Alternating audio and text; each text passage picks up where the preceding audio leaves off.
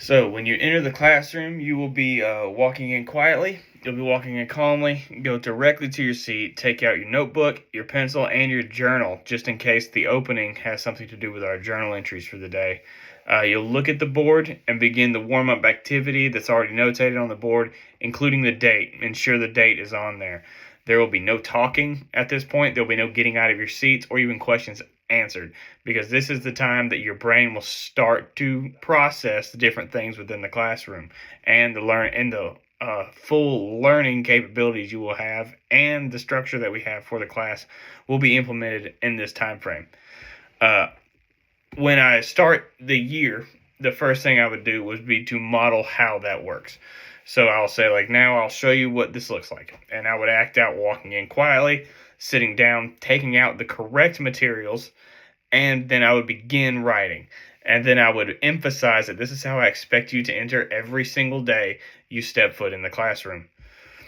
And then for an incorrect model, I would probably walk in. I would maybe act out talking or walk slowly to my seat, stop, speak to people. And then once I get to my seat, I would not take out the proper materials and I would begin talking.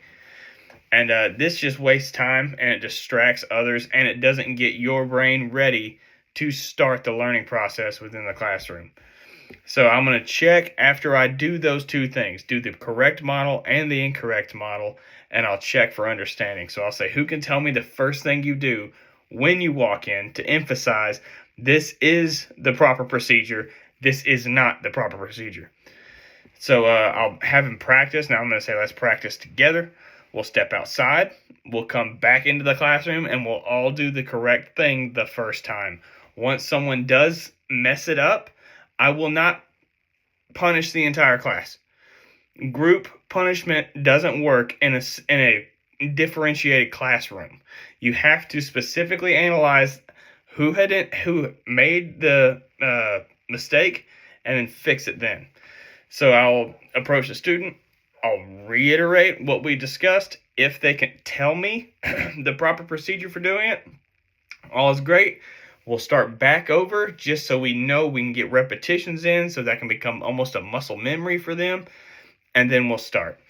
And at the end of the class, once we've done this, we've sort of done our introductions, we've gone over classroom procedures, small bits of syllabus work, then I would just sort of say, all right, great job. This is a great way to start. We will use this procedure every single day so that we can start learning the first day of school. Because at this point, we have learned how to enter the classroom. So the next day is going to be reiterating entering the classroom and then starting curriculum. So we already have that under our belts.